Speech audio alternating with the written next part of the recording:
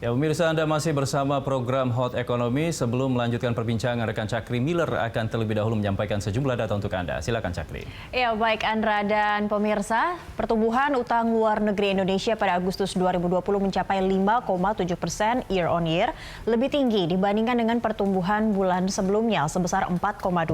Hal itu disebabkan oleh transaksi penarikan neto ULN, baik ULN pemerintah maupun swasta. Selain itu, penguatan nilai tukar rupiah terhadap dolar Amerika Serikat juga berkontribusi pada peningkatan nilai ULN berdenominasi rupiah. Mari kita simak posisi utang luar negeri Indonesia. Kita lihat pertama posisi utang luar negeri Indonesia di sini berdasarkan utang pemerintah dan juga Bank Sentral. Kalau kita lihat dari 2019 hingga per Agustus 2020 ini memang mengalami kenaikan. Di mana di 2019 utang pemerintah dan Bank Sentral sebesar 202,97 miliar US dollar dan terus mengalami kenaikan di Agustus 2020. Sedikit ada penurunan di 202,95 miliar US dollar. Sementara kalau untuk swasta dan BUMN, posisi utang luar negeri Indonesia di 2019 sebesar 200,81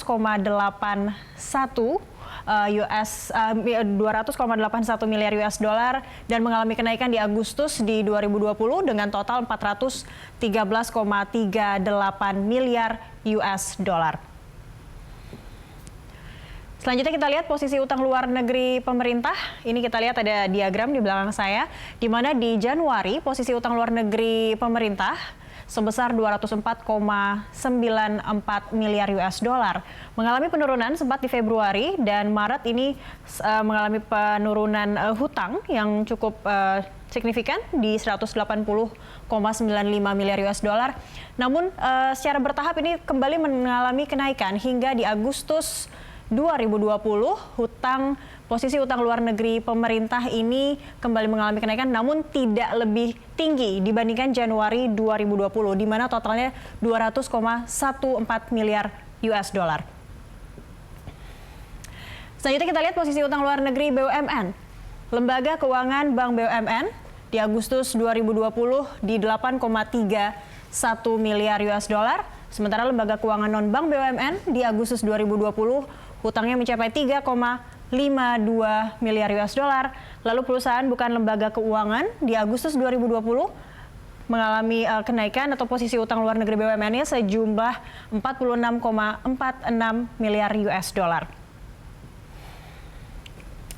Lalu posisi utang luar negeri swasta nasional, kita lihat untuk lembaga keuangan Bank BUMN. Di 2018 totalnya 17,26, sementara di Agustus 2020 mengalami kenaikan 17,35 miliar US dollar. Untuk lembaga keuangan non-bank BUMN di 2018 total utang luar negeri swasta nasional berada di nilai 2,67 miliar US dollar, sementara di Agustus 2020 mengalami kenaikan 3,04 miliar US dollar. Lalu perusahaan bukan lembaga keuangan di 2018 totalnya 41,91 miliar US dollar, sementara di Agustus juga mengalami kenaikan di jumlah 44,71 miliar US dollar. Selanjutnya kita lihat penggunaan terbesar untuk utang luar negeri. Kita lihat di sini per Agustus 2020.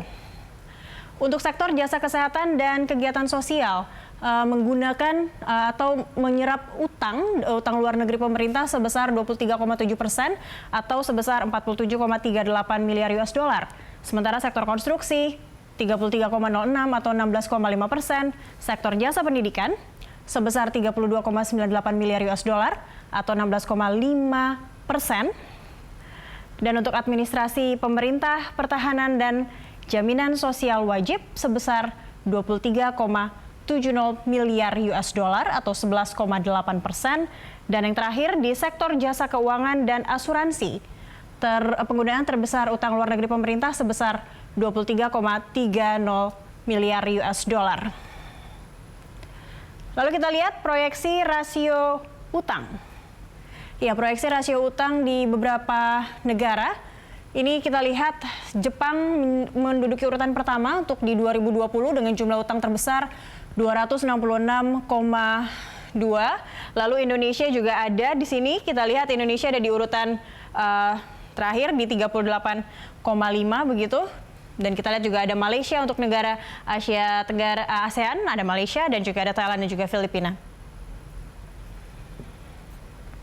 Dan 10 negara berpendapatan rendah menengah namun memiliki hutang yang besar. Kita lihat Tiongkok dengan hutang sebesar 2,1 triliun US dollar. Indonesia ada di urutan ke-7. Di sini kita lihat dengan hutang sebesar 402,08 miliar US dollar. Dan di nomor 10 ada Thailand. Lalu kita lihat peringkat utang. Ya, peringkat utang Indonesia berdasarkan sejumlah lembaga keuangan pemeringkat dunia, begitu kita lihat berdasarkan pemeringkat Moody's dengan Baa2 dengan outlook stabil, sementara dari pemeringkat Fitch kita lihat di sini triple B dengan outlook stabil dan oleh S&P dengan peringkat triple B dengan outlook negatif, dan berdasarkan Japan Credit Rating Agency triple B positif dengan outlook stabil, dan Rating and Investment juga triple B positif dengan outlook stabil. Baik Andra, demikian informasi yang dapat saya sampaikan, kembali ke Anda. Ya baik, terima kasih Cakri untuk data-data yang sudah disampaikan, dan pemirsa kami akan segera kembali usai jeda berikut.